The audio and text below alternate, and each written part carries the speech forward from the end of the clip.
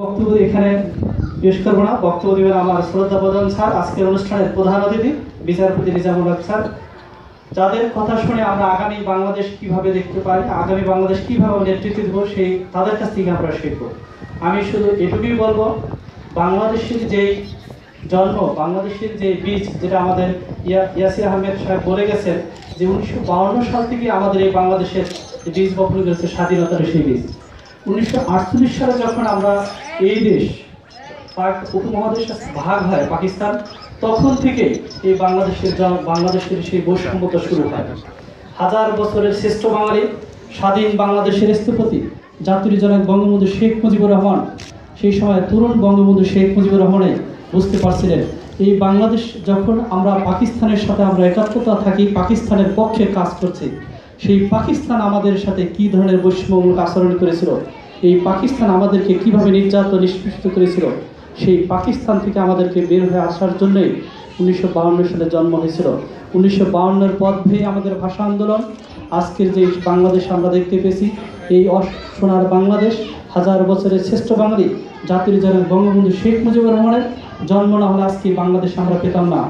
হাজার বছরের শ্রেষ্ঠ বাঙালি বঙ্গবন্ধুর জন্ম না হলে আজকে আমরা বাংলা ভাষায় কথা বলতে পারলাম না, আজকে আমরা লাল সবুজের পতাকা পেতাম না, আজকে আমাদের যে বাংলা যে আমরা গর্ববোধ করি সেই ভাষা আমরা কথা বলতে পারবো না। সুতরাং সেই জাতির জনক বঙ্গবন্ধু শেখ মুজিবুর রহমান, বঙ্গমাতা শেখ মুজিব সহ তার পরিবারের সকলের প্রতি বিনম্র শ্রদ্ধা জানাই। আমি বিনম্র শ্রদ্ধার সাথে স্মরণ করছি 1952 সালের ভাষা আন্দোলনে যারা শহীদ হয়েছেন, যাদের বুকের তাজা রক্তের বিনিময়ে আমরা আজকে মায়ের ভাষায় ফিরিয়েছি, আমরা যে ভাষায় কথা বলছি, সেই শহীদদের প্রতি আমি বিনম্র শ্রদ্ধা জানাই। বিনম্র শ্রদ্ধার সাথে স্মরণ করছি 1971 সালের মহান মুক্তিযুদ্ধের মাধ্যমে 30 লক্ষ শহীদের বিনিময়ে, 2 লক্ষ মা বোনের সংগ্রামের বিনিময়ে যে আমরা স্বাধীনতা পেয়েছি, লাল সবুজের পতাকা পেয়েছি, সেই বীর শহীদদের প্রতি বিনম্র শ্রদ্ধা জানাই। 1975 সালের 3রা নভেম্বর জাতীয় 4 নেতা যাদেরকে জেল প্রকোষ্ঠের ভিতরে হত্যা করা হয়েছিল, ওই একদল কুচক্রী বাহিনী, তাদের প্রতি ঘৃণা প্রকাশ করছি এবং জাতীয় 4 নেতার প্রতি শ্রদ্ধার সাথে স্মরণ করছি। হয়তো অনেকেই বলবেন, আজকের এই কথাগুলো আমরা যদি তাদের পূর্বপুরুষদেরকে, যারা এই বাংলাদেশকে যে প্রতিষ্ঠাতা করেছেন, বাংলাদেশের ফাউন্ডার, বাংলাদেশের প্রতিষ্ঠা করেছেন, তাদের যদি আমরা সম্মান দিতে না জানি, আমাদের পিতার যদি সম্মান দিতে জানি, আমার মাকে যদি আমি সম্মান দিতে না জানি, তাহলে আমি আর কাকে সম্মান দিতে পারবো না। সুতরাং আমাদেরকে সেই দিক থেকে আমাদেরকে শিক্ষা নিতে হবে। আমরা যদি আমাদের সেই স্বাধীনতার স্থপতি, এই বাংলাদেশের জাতির পিতাকে আমরা স্বীকার না করি, জাতির পিতাকে আমরা যদি সম্মান না দেই, জাতির পিতা সম্পর্কে আমরা না জানি, আমরা কী পেলাম? আমাদের পিতা সম্পর্কে আমরা জানি না, তাহলে আমরা কেমন বাংলাদেশ দেখতে চাই? আজকে যে ভাষার জন্য আমরা কথা বলছি, যে ভাষা 21-এর আজকের মর্মবাণী আমরা উচ্চারণ করছি, সেই ভাষার পিছনে যাদেরকে অক্লান্ত পরিশ্রম ছিল, জাতির জনক বঙ্গবন্ধু শেখ মুজিবুর রহমান অসংখ্যবার জেলের প্রকোষ্ঠে ছিলেন, তিনি ছাত্রলীগকে, তৎকালীন মুসলিম ছাত্রলীগ তখনকে তাদেরকে নেতৃত্ব দিয়েছিলেন কীভাবে আন্দোলন করতে হবে, কীভাবে ভাষা সংগ্রাম পরিষদ করতে হবে। আজকে আমাদের মাঝে উপস্থিত রয়েছেন, আমি শ্রদ্ধার সাথে বলি, একজন 21-এ পদকপ্রাপ্ত ভাষা সৈনিক, যারা আমরা পরমাণু বিজ্ঞানী, যার বিশিষ্ট ডক্টর জসিমউদ্দিন সাহেব, তার প্রতি আমি শ্রদ্ধার সাথে স্মরণ করছি। কারণ যাদের অক্লান্ত পরিশ্রমে, যাদের নেতৃত্বে আমরা আজকে ভাষা পেয়েছি, তাদের প্রতি আমরা অবশ্যই শ্রদ্ধা করব। কারণ তাদের যদি আমরা শ্রদ্ধা করতে না জানি, তাহলে আমরা আগামী দিনে আমাদের যারা পরবর্তী প্রজন্ম আসবে, তারা আমাদেরকে শ্রদ্ধা করবে না। তা আমি সবার প্রতি আহ্বান করবো একটাই, আমরা যে ভাষার সময় যে স্লোগান দিয়েছিলাম জয় বাংলা, সেই জয় বাংলা আজকে হারিয়ে গেছে। আজকে অনেকেই জয় বাংলা বলে না, অনেক বুদ্ধিজীবীরা আছেন, আজকে অনেক সময় আমরা টক শোতে, পত্র পত্রিকার মাধ্যমে আমরা দেখতে পাই যেখানে জয় বাংলা আজকে বলে না, বলে জয় বাংলা আওয়ামী লীগের স্লোগান। জয় বাংলা আওয়ামী লীগের স্লোগান না, জয় বাংলা ছিল এই বাংলাদেশের মানুষের স্লোগান, জয় বাংলা ছিল এই দেশের মানুষের মুক্তিকামীর স্লোগান, জয় বাংলা ছিল ভাষা আন্দোলনের স্লোগান, জয় বাংলা ছিল নিপীড়িত শোষণ মানুষের বিরুদ্ধে দাঁড়ানোর স্লোগান। সেই জয় বাংলা, জয় বঙ্গবন্ধু আমরা ভুলে গেছি। আমরা আজকে বাচ্চাদের কি শিক্ষা দিচ্ছি, সেখানে আমরা খেয়াল করছি না।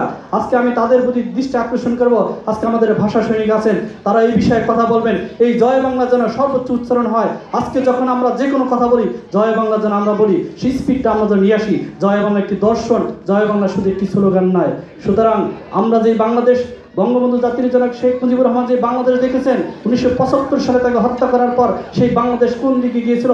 সেই বাংলাদেশ একটি অসাম্প্রদায়িক বাংলাদেশকে একটি সাম্প্রদায়িক বাংলাদেশে পরিণত করার জন্য একদল ওই সেনা শাসক দল এবং মেজর জিয়াউর রহমানের নেতৃত্বে সেদিন বাংলাদেশ কোথায় গিয়েছিল?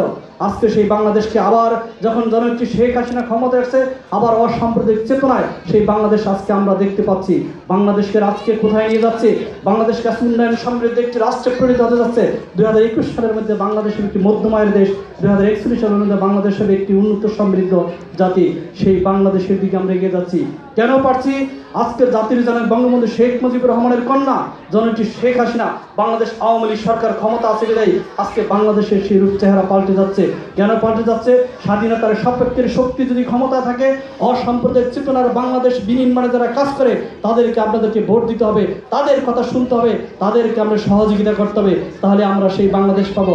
আর না হয় যদি ওই সাম্প্রদায়িক শক্তি, ওই জামাত বিএনপিকে আমরা আবার ক্ষমতায় আনি, তাহলে আবার পেট্রোল বোমা মেরে আমাদের শিশুদেরকে হত্যা করবে, বাংলাদেশকে নৈরাজ্য সৃষ্টি করবে, মিনি পাকিস্তান বানানোর জন্য চেষ্টা করবে। আজকে বাংলাদেশের যেই ভঙ্গুর অবস্থায় রেখেছিল, সেই বাংলাদেশের আজকের মাথায় পিছু আয় $1466 মার্কিন, 32 বিলিয়ন রিজার্ভ আমরা ছাড়িয়ে গেছি। কোথা থেকে পাচ্ছি এগুলো? একমাত্র এই বাংলাদেশের কারণেই।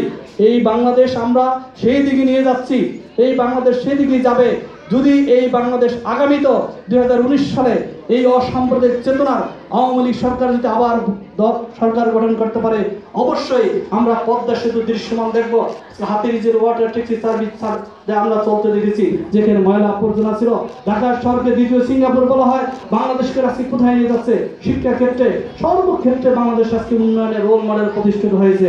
সুতরাং আর যদি সেই শকুনিদের দলের যদি পিছনে যদি নিতে না চাই, অবশ্যই অসাম্প্রদায়িক চেতনার সোনারা বাংলাদেশ বিনির্মাণে যারা কাজ করছে তাদের পক্ষে থাকতে হবে, সঠিক ইতিহাসের পক্ষে থাকতে হবে। ওই বিকৃত ইতিহাসকারী, ওই পেট্রোল বোমা হত্যাকারী, মানুষ হত্যাকারী, ইতিহাসের বিকৃতি সৃষ্টিকারীদের বিপক্ষে আমাদের অবস্থান নিতে হবে।